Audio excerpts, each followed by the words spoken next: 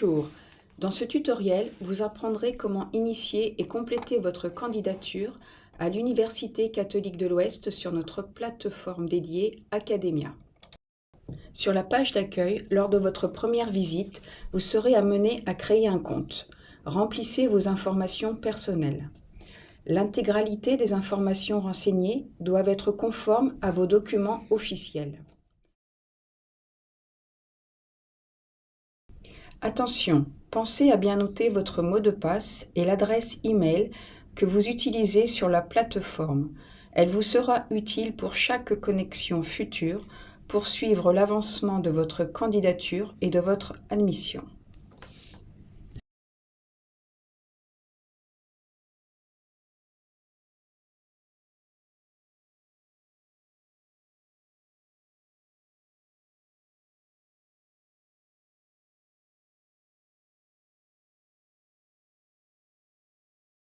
À la fin de cette étape, il vous sera demandé de reproduire le texte affiché à l'écran pour la sécurisation de votre candidature.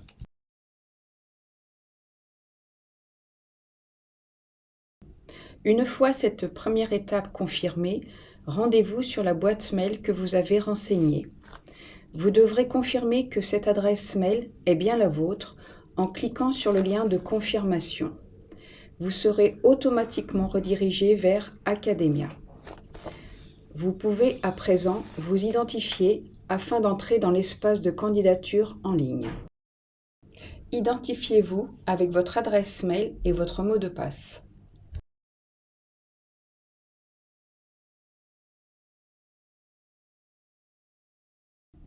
Une fois sur l'interface de candidature, vous devrez compléter plusieurs catégories que vous pouvez voir sur la gauche de votre écran. La première concerne des informations essentielles sur votre identité. Il vous sera demandé dans ce formulaire de renseigner votre identifiant Campus France. Cela ne s'applique que dans l'éventualité où vous avez effectué une candidature à l'UCO sur le site Études en France. Vous devrez ensuite renseigner votre adresse dans votre pays de résidence. Cette adresse doit être précise. Si votre adresse est introuvable dans le système, n'hésitez pas à indiquer une adresse proche de votre lieu de résidence. Entrez votre numéro de téléphone ou celui d'une personne de confiance. Nous sommes susceptibles de vous appeler en cas d'admission à l'UCO. Pensez à indiquer un numéro où vous êtes joignable.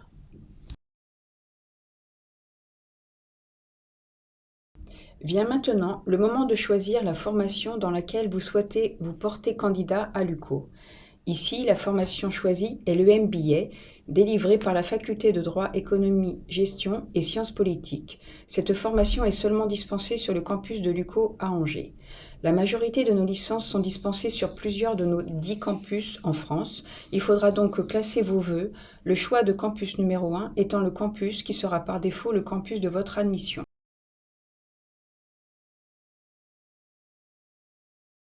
Nous passons ensuite à l'onglet Études secondaires. Si vous êtes en train de passer l'examen du baccalauréat, vous n'avez pas besoin de remplir cette catégorie. Vous devrez remplir les informations essentielles de votre parcours.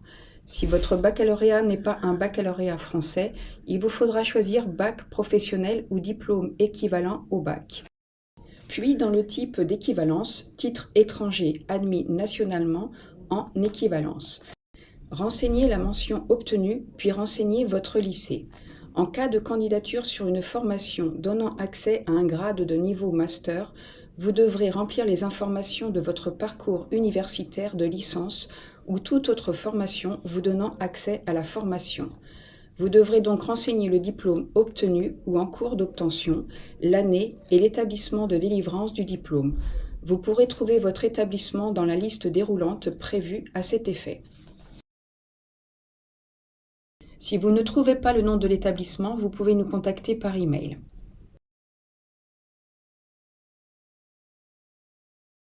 L'étape suivante consiste à renseigner les langues que vous parlez couramment. Cette étape est importante dans le cas où vous souhaitez suivre une formation dispensée dans une langue différente de votre langue maternelle. Lors d'une candidature en licence LEA, par exemple, vous devrez renseigner votre niveau en anglais, en espagnol ou en allemand. Dans le cadre de cette candidature, la formation choisie est le MBA, formation enseignée en anglais. Le niveau requis est le niveau B2.